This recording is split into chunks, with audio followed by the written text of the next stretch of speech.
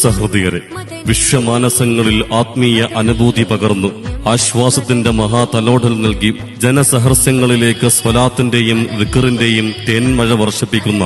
മദനീയം ആത്മീയ മജ്ലിസ് 4ാം വാർഷിക മഹാസംഗമം പ്രവാചകാനുരാഗത്തിന്റെ ഔജ്ജല്യ പ്രഭ കൊണ്ട് അനേകായിരങ്ങളുടെ മനോമുകുരങ്ങളിൽ ഇലാഹി ചിന്തകളുടെ മധുരഭാവം ചൊരിഞ്ഞു നൽകുന്ന മദനീയം ആത്മീയ മജ്ലിസ് 4ാം വാർഷിക മഹാസംഗമം നാളെ മഗ്രിബ് നിസ്കാരത്തിന് ശേഷം മർക്കസ് നോളജ് സിറ്റിയുടെ മനോഹാരിത വിളിച്ചു പറയുന്ന